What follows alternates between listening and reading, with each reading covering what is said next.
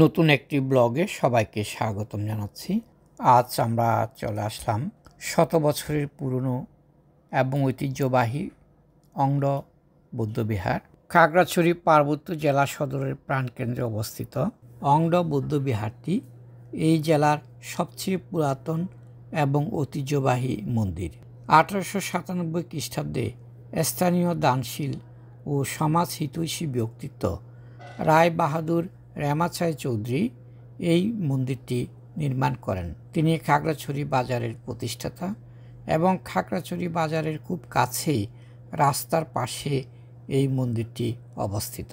দারুণ স্থাপত্যশৈলী ও কারুকার্যমণ্ডিত এই বৌদ্ধবিহার সকলের কাছে পরিচিত। বিহারের ভেতরে আছে একটি নির্বাণ সজ্জা বুদ্ধ মূর্তি, তাছাড়া ছোট বড় অনেক সুন্দর সুন্দর বুদ্ধ স্ট্যাচু রয়েছে। মন্দিরের ভেতর প্রবেশ করে আমরা প্রার্থনা করলাম, তবে এখানে ছবি তোলা কিংবা ভিডিও করা নিষেধ আছে। এখানে আমরা দেখতে পাচ্ছি পুণ্যার্থীরা এখানে ফুল পূজা করেছেন, অর্থাৎ বুদ্ধের সামনে ফুল এবং পানি দিয়ে পূজা করেছেন, যাকে বলা হয় ফুল পূজা। বিশেষ করে এই ফুল পূজা সকালে করা হয় এবং আহার পূজা করা হয় দুপুরবেলা। এখন প্রায় বিকাল 4টা।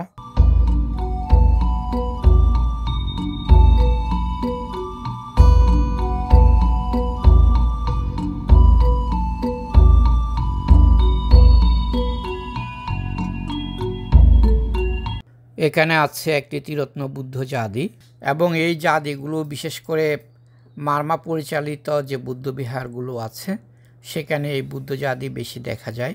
জাদিগুলো দেখতে অনেক সুন্দর হয় এবং অনেক বুদ্ধ মূর্তি জাদিতে স্থাপন করা হয়।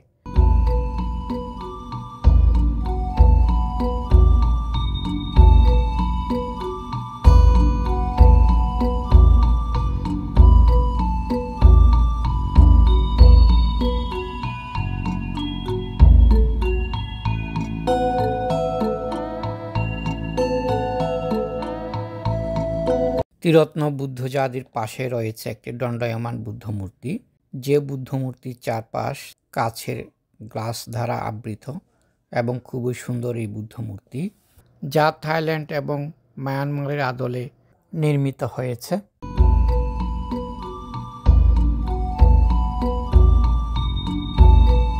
বিহারে আরেকটি নতুন ভবন নির্মিত হচ্ছে। নতুন ভবনটি নির্মিত হলে এই বিহারটির সৌন্দর্য আরও অনেক বৃদ্ধি পাবে। অশ্বত বৃক্ষের নিচে আমরা তথাগত সম্মুখ সমুদ্রের একটি বুদ্ধ মূর্তি দেখতে পাচ্ছি। মাথার উপর সাপের ফণা সম্বলিত এই বুদ্ধ মূর্তিটি খুবই সুন্দর হয়েছে।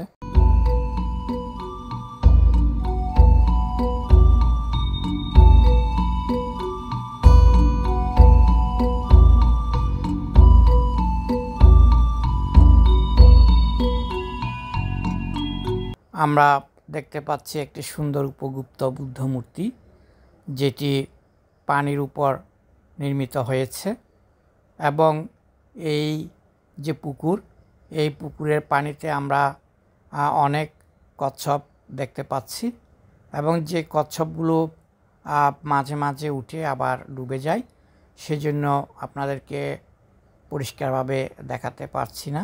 এবং দেখতে পাচ্ছেন পুকুরের চারপাশে হলুদ গাদা খুবই সুন্দর এবং পাশাপাশি রয়েছে ডালিয়া সহ আরও বেশ কিছু সুন্দর ফুল, যা এই মন্দিরকে আরও বেশি আকর্ষণীয় করে তুলেছে। এই বিহারে দর্শনার্থীদের আসার সময় হচ্ছে বিকাল 3টা থেকে 5টা পর্যন্ত এবং সকাল 8টা থেকে 11টা পর্যন্ত। বিশেষ করে সকালবেলা পূজারীরা আসতে পারবেন, বুদ্ধ পূজা সহ প্রার্থনা করতে পারবেন।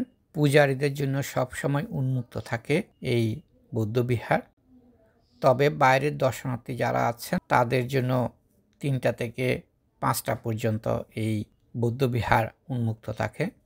বিহারের চূড়াগুলো অনেকটা মোচাকৃতি এবং স্বর্ণাভ রং দেওয়া হয়েছে, যা বিহারটিকে আকর্ষণীয় করে তুলেছে।